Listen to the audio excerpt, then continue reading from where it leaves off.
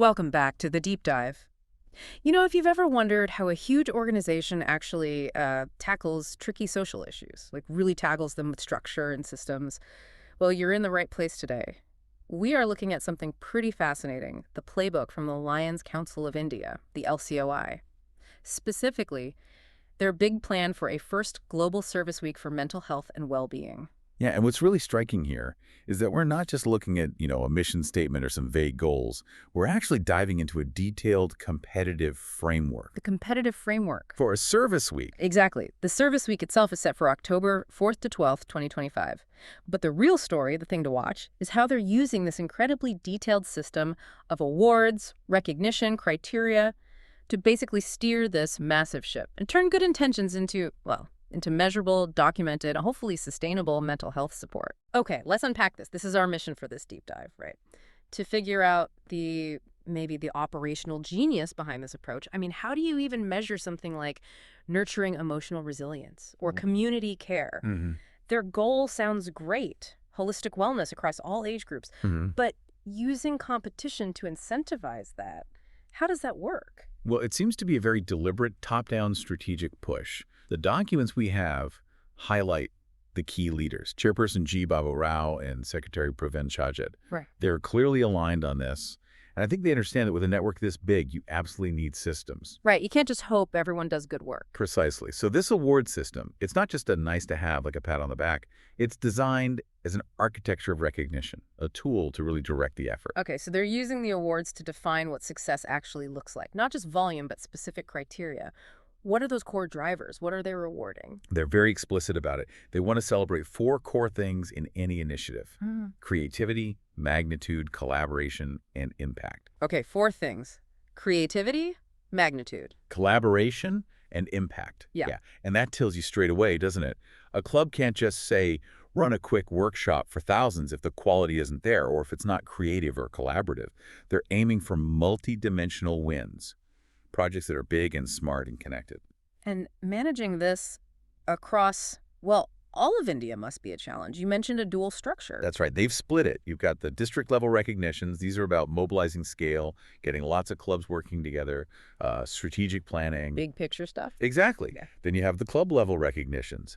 And these are hyper-focused, really specialized, encouraging creativity right down at the grassroots level. Okay, let's start with the big leagues then. The district-level awards. D1 through D4, you said. Yeah. What do these tell us about LCOI's main priorities? Yeah, D1 to D4, they really showed the different kinds of organizational muscle they value. Yeah. Take D1, the MHW Star District Award. This is like the grand prize, the highest overall honor. Right. It rewards the greatest overall impact. And to win, a district has to show everything.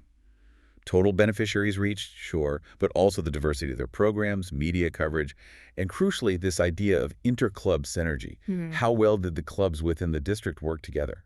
It's a really holistic measure. But then, interestingly, they also isolate just the raw numbers, don't they? They do. That's D2, the MHW Quantitative Impact Leader. Just sheer volume. Purely about the highest verified number of beneficiaries. And that verification part is telling. How so? Well, the requirements are strict. Verified beneficiary counts, detailed program logs, even third-party validation in some cases. Ah, okay. So you can't just inflate the numbers. Exactly. It proves they understand that scale without accountability is, well, it's potentially meaningless, isn't it? You have to prove the numbers are real. That sets a really strong precedent. Encourage big numbers, but demand proof. I like that. And the other 2 district awards focus more on mobilization and integration. D3 is the MHW Highest Lion Participation Star. That's about getting their own members involved, the largest number of active Lion volunteers and participating clubs, internal mobilization. Makes sense. Use your core strength. And D4, the MHW Collaboration Star, is all about looking outwards. Partnerships. With other organizations? Yes. Success here is measured by things like joint programs run with other NGOs, signed MOUs, co-branded initiatives with government bodies. They're basically saying, districts, you can't operate in a silo. You need to connect. Okay, so that's the high-level strategy playing out at the district level. Scale, proof, mobilization, collaboration. But now let's get down to the grassroots, the club-level recognitions. C5 through C18, 14 specific categories. 14, yeah. Is that level of micromanagement, helpful? Or does it risk kind of stifling local creativity if everything's predefined? That's a fair question. Hmm. But I think the way they framed it, it's more about ensuring coverage. By defining these 14 specialized categories, the LCOI makes sure that no important niche area of mental health service gets overlooked. And maybe just as importantly, that it gets documented. If we group them thematically, you can see the logic. Okay, let's hear the themes. What groupings stand out? Well, first, there's a really strong focus on targeting specific vulnerable groups. They're clearly trying to fill demographic gaps. For example, there's a deep focus on seniors, two separate awards, C9, the Silver Wellness Award, and C15, the MHW Golden Years Guardian Award. Two just for seniors. What's the difference? It seems C9 might be broader wellness, while C15 emphasizes things like tackling loneliness, ensuring dignity, maybe more intensive support. The details suggest specialized approaches are needed. Okay, what other groups? Then there's C12, the MHW Little Minds Nurturer, which is specifically for children under 12, requires child-friendly approaches involving parents. And C14, the MHW Shakti Salmon. This one is explicitly for empowering girls and women. Awareness, access, advocacy. And that word Shakti, for our listeners, that translates roughly to divine strength or power. Using that term really gives cultural weight to this category, doesn't it? It absolutely does. It signals this isn't just another service. It's about recognizing profound empowerment. So specific groups covered. What else? They also look at modern life contexts, like C10, the MHW Workplace Wellness Star. Ah, relevant for so many people. Definitely. Targeting working professionals. Think stress management sessions, maybe partnerships with companies. They even mentioned getting feedback from HR teams as part of the assessment. And then there's one for pure innovation. Yes, C5, the MHW Innovation Champion. This one seems designed purely to reward the most creative, original initiative, something totally unique, assessed simply on its uniqueness and potential. It's also striking how many awards focus on digital platforms and technology. C11, C16, C17. You notice that too. Yeah, it's significant.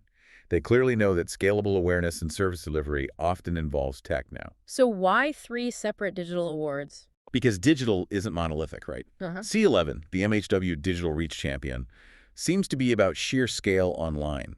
Open programs, reaching lots of people across different platforms, maximize the audience. Okay, quantity online. Then C16 is the MHW Digital DARPAN Award.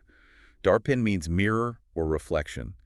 This one focuses on using online meetings specifically. Internal focus, almost. Sort of, yeah. Spreading awareness, building dialogue, community reflection within networks perhaps, or through structured online discussions. Yeah. It seems more about the quality of engagement than just raw numbers reached. And C17? That's the MHW Impact Lens Award.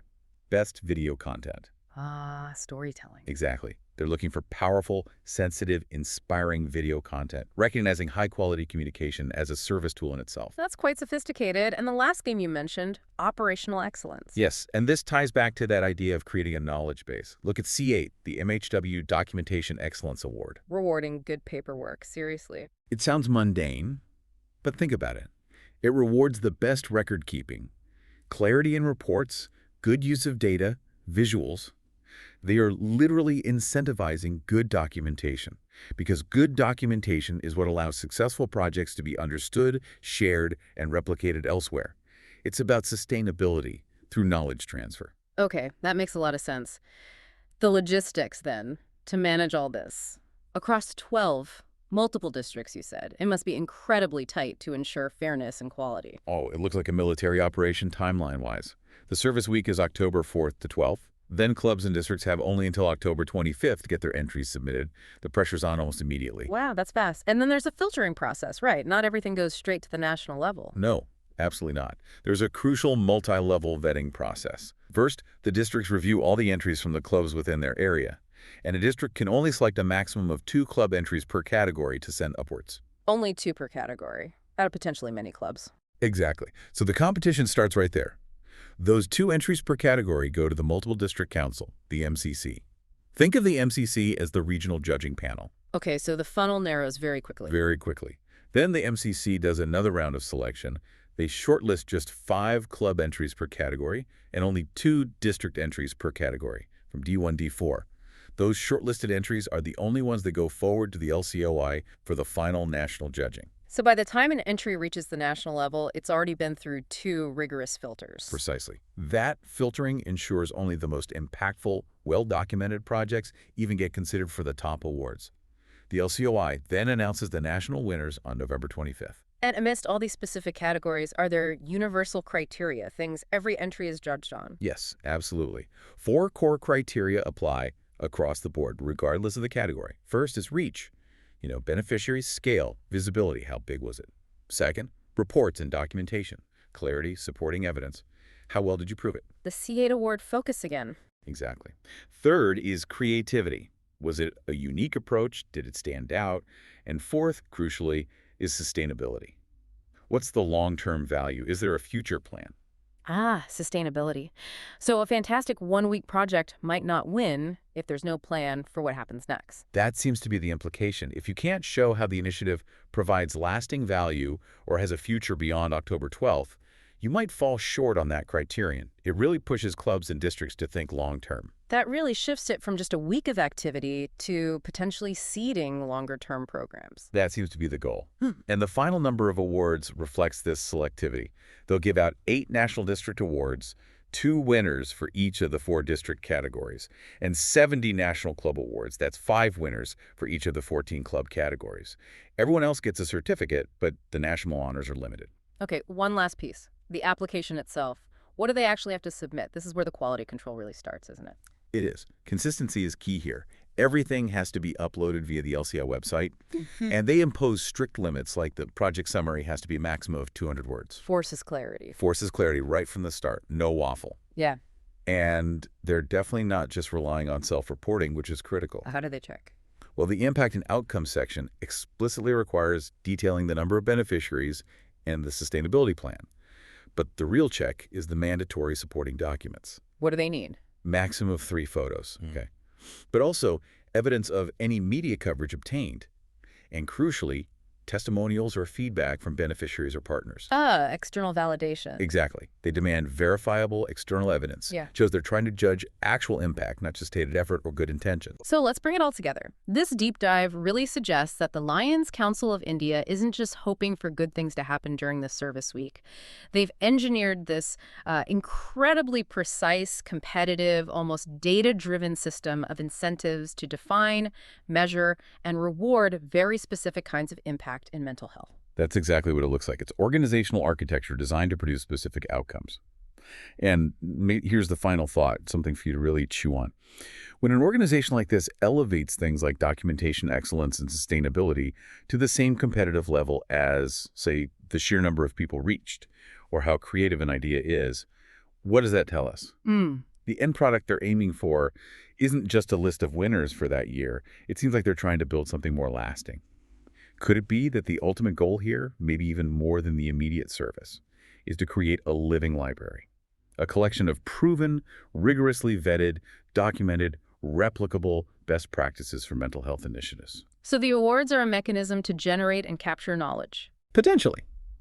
That strong emphasis on clarity, on proof, on future plans, it suggests that they want these successes to have organizational value long after October 2025. They want to learn and scale what works. What kind of scalable knowledge really gets built when the structure itself demands this level of reporting and proof? Yeah. That's a fascinating question. It really makes you think about how defining measurable metrics doesn't just influence success. It fundamentally shapes what success even means for large-scale service work. Indeed. Food for thought. Thanks for diving deep with us today. We'll catch you next time.